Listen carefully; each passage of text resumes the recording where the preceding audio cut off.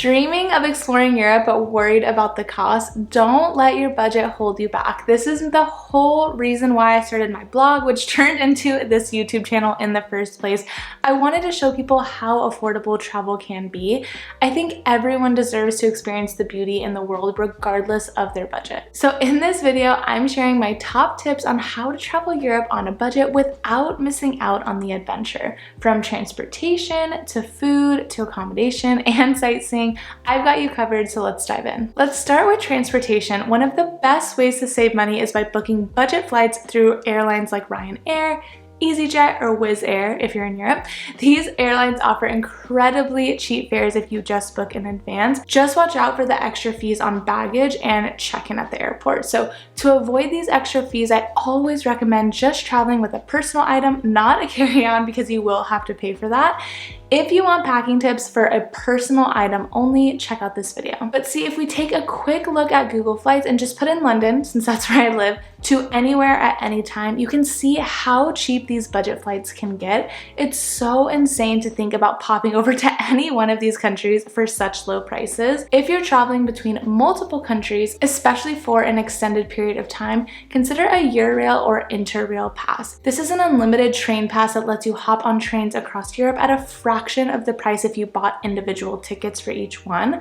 I actually just got back from a 10-day trip where I used this Eurail pass for the first time, and oh my god, it was hands down the best way to travel. It was so convenient, so flexible, and when you compare it to the price of individual train tickets for all the trains that we took, so cheap. I have a video that goes into depth about everything you need to know for these train passes here. For short distances, or honestly even long ones if you don't get motion sick, buses like Flixbus are extremely cost-effective options.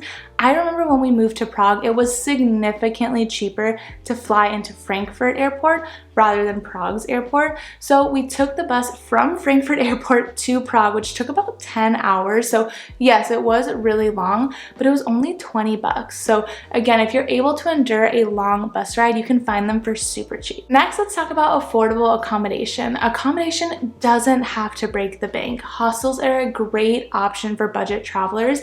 If you don't know what a hostel is, it's similar to a hotel, but instead of renting out the entire room and bathroom for the night, usually you'll have the room with multiple bunk beds in it, so you're just paying for one of those beds. So yes, you are sharing the room and bathroom with strangers, but it makes it so cheap. Of course, if you feel like that's just not your cup of tea, a lot of hostels will offer private rooms as well, and they're usually cheaper than hotels. A lot of hostels also include free breakfast or kitchens where you can cook your own meals, which will also save you a ton of money. And for the truly adventurous travelers out there, you could consider camping or couch surfing, which allows you to stay with locals for free in their apartment. Not only do you save money, but you also get a more authentic experience. But of course, I do say be cautious with this, especially as a female traveler, because your safety needs to come first. This is why I personally haven't couch surfed. I just never felt safe doing it. But I have met tons of female travelers who have, and they've loved it. So just look into it, see if it's for you. Otherwise, paying a few bucks for a hostel is worth it just for the peace of mind while still allowing you to save a lot of money. It's very rare that I use or even recommend Airbnb because I find it to be a lot more expensive in general, especially for shorter trips.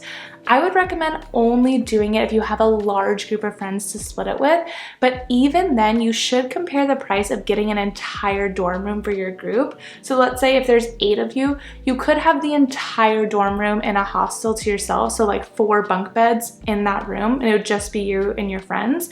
And that's probably a fraction of the cost of an Airbnb. So it's definitely something for you to research. Now let's talk about eating on a budget. Food is one of the best parts of traveling in Europe, but it can add up quickly. To save money, head to the local markets for fresh produce and affordable snacks. You can even try street food or grab a pre-made sandwich from a grocery store or lunch on the go. Also, cooking your own meals is another great option if your accommodation has a kitchen. I think it's all about balance. I don't want you to miss out on trying local foods and going to local restaurants because that's one of the best parts about traveling. But you can save money by having your hostel include breakfast or grabbing yogurt and a banana at the grocery store, making yourself a sandwich for lunch, and then balance that out by going to a local restaurant to have a sit-down dinner. So don't deprive yourself, but just know there are ways to balance it out so you're not paying for a sit-down meal 3 times a day every day. It's just not practical as a budget traveler. And don't forget to look at set lunch menus at restaurants. They're often cheaper than dinner and include multiple courses. So that might be something to consider. If you're in a city where you're seeing tons of restaurants advertising for a 3-course set lunch menu for really cheap, you might consider doing that and having a huge meal in the middle of the day and then just grabbing some pasta to cook in your hostel that night for dinner, or a sandwich, just grab and go, something really cheap for dinner to kind of balance that out. Now let's talk about budget-friendly sightseeing. Europe is packed with incredible sites and many of them are free or very affordable. Start with free walking tours available in most major cities. They're a fantastic way to explore and learn from a local guide.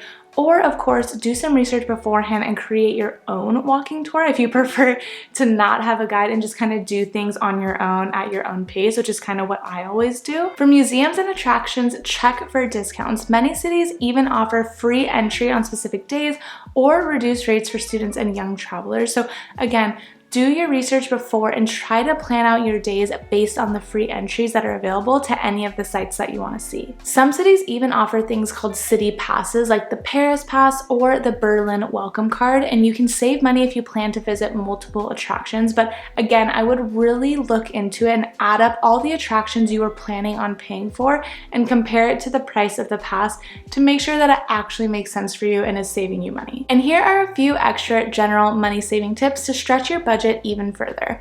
First, always use public transportation instead of taxis or ride shares, especially getting to and from the airport. It will save you so much money.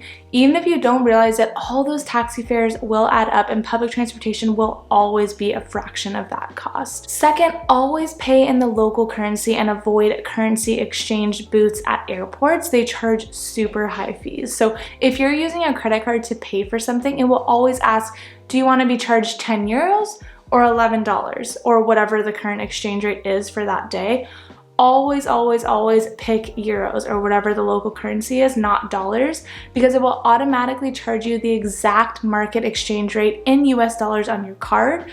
Rather than if you actually pick US dollars, it's going to charge you a higher rate that the credit card company set, not the actual rate. And lastly, travel during the shoulder season, so spring or fall or whatever it is for that place, to avoid peak prices on flights and accommodation if you can. I remember when we went to Patagonia in November and their peak season is December to February, the weather was still incredible and it was way less crowded and way more affordable.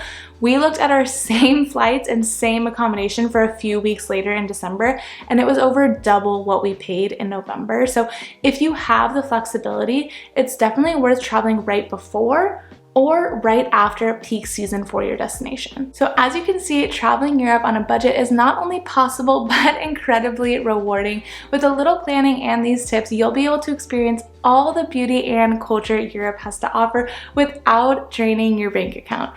One of the most popular destinations for any tourist to visit in Europe is Paris. So let's take a look at my 3-day itinerary to help you make the most of your time there.